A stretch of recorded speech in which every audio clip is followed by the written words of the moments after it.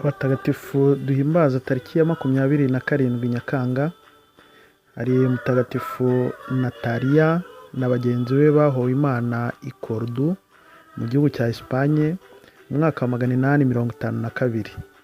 Abo bagenzi be ni Aurere umugabo we, Felix na Liliane umugore we, hamwe n'umudiyakoni witwa George. Ngiye kubagezaho rero ubuzima bwabo n'imipfire y'abo bamaritiri. Mugiye kubigezwaho na Padiri Janvier.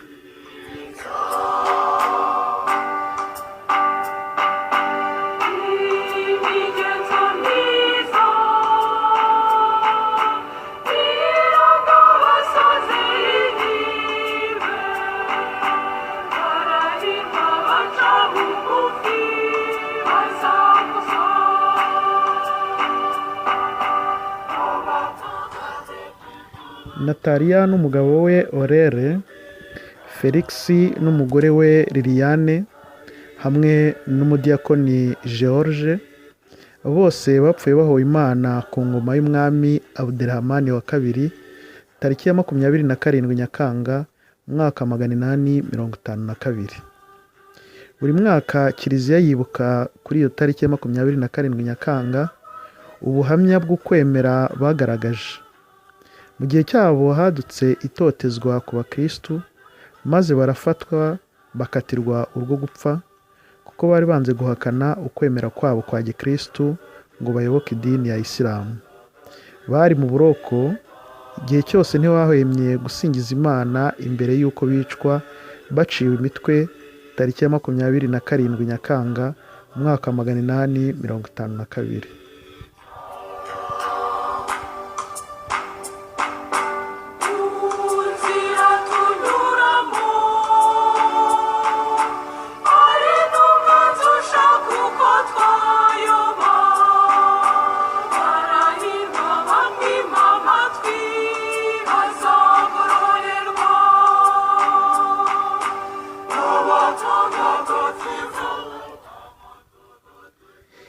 I Cordoue muri Espagne aho abo bamaritiri biciwe, ni umujyi umwe wo mu gace ka Andalusi gaherereye mu majyepfo ya Espagne, kakaba kazwiho kuba kari intara ikomeye yiganjemo idini ya Isilamu mu kinyejana cya 9.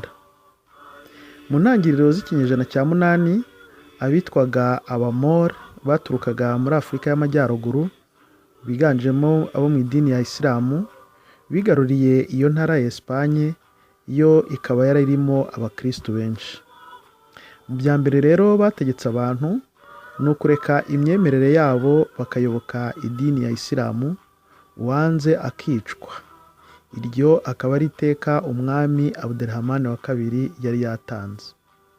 Benshi rero bemeye kwicwa bahora ukwemera kwabo, abandi bakagira ubwoba bagaterana rwihishwa, abandi bayoboka idini ya Isilamu.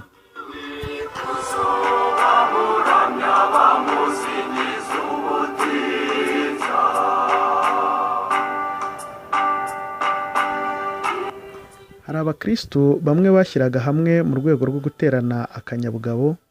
Ni muri urwo rwego rero Nathaliya n'umugabo we Aurere, Felix n'umugore we Liliane ndetse n'umudiyakoni George bahuriraga ku mva z'abishwe mbere yabo maze bakahasengera. Umunsi umwe biza kumenyekana, bohereza uza kubafata abashyira umucamanza, maze mu gihe abashoreye bagenda bishimye nk'abagiye mu birori kuko bari bagiye gutaha ubukwe bwa ntama.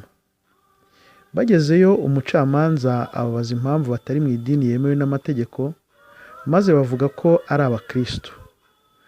Umucamanza abacira urwo gupfa. Mu gihe bari bategereje umunsi wo kubica, babashyira mu buroko, babamo baririmba ibisingizo ndetse na zaburi, bigatangaza benshi ukuntu bishimye kandi bo bagiye gupfa.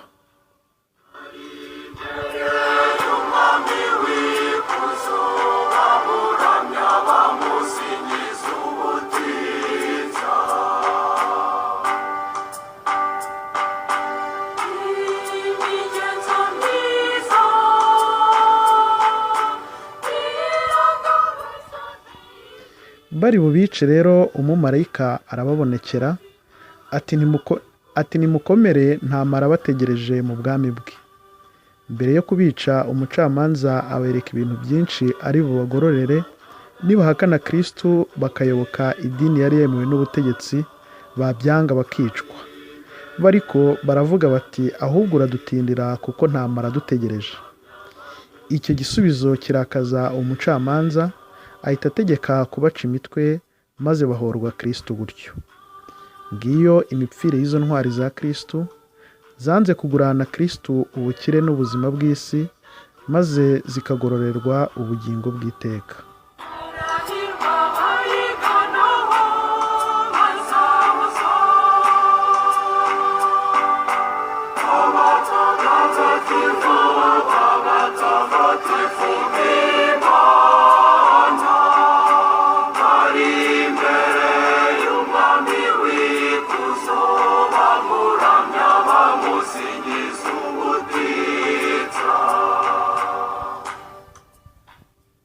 Urukundo bagaragarije Kristo mu kumutangira ubuzima bwabo biha urugero rwiza rw'ubutwari abakristo bahura n'ingorane zitandukanye bagashaka gucika intege, cyangwa abakristo bahura n'ibishuko bibatandukanye n'ubukristo maze ugasanga amahitamo arabagoye.